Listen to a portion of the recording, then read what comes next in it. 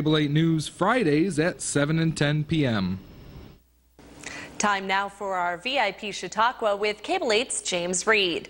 Tonight, part 2 of our profile of Jamestown's almighty tattoo studios with an in-depth look at the actual tattooing process. VIP Chautauqua is brought to you by Reed's Jewelers.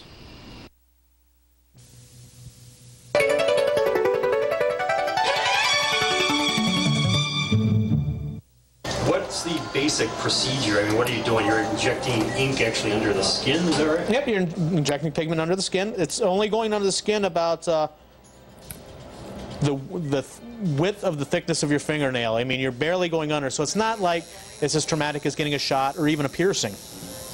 It's, on most accounts, people consider it on the spectrum from pleasurable to annoying. Some people consider it painful, but I think those are people that have a really high anxiety level and they convince themselves that it's really, really hurting them.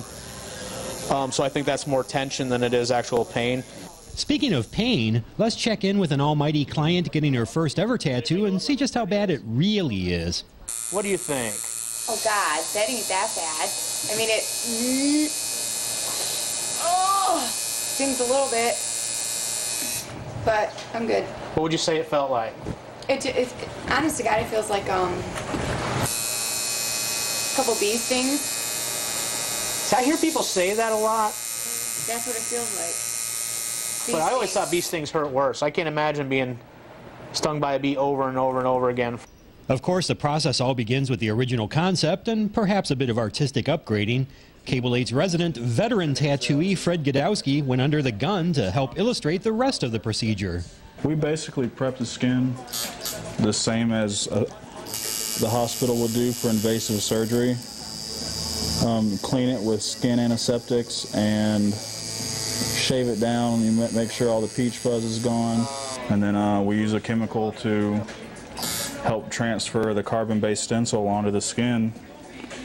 So there's no real use for freehand tattooing anymore. You can get your design 100% on paper so that there's no guesswork on the client, you know. We're going to tattoo the outline so that it's in the skin. There's no wiping it away, you know. This is really, I mean, for me in my own personal tattooing, this is the critical slow point, you know. And then after that, we'll go in and then, you know, we'll bring the tattoo to life with detail, color, shading, highlights. Right now it's, you know, kind of boring looking, kind of flat. Tattoos in this state can sometimes kind of be hard to read, like what is that? You don't really know what's going on. But after you put the color into them, they really, really pop. All right, thanks, James. Now to find out more about Almighty Studios, you can check them out online at www.myspace.com/almightytattoo. And be sure to join us again next week for the third and final part of our profile, when we'll discover some of the mysteries surrounding the studio's appropriately named auditorium.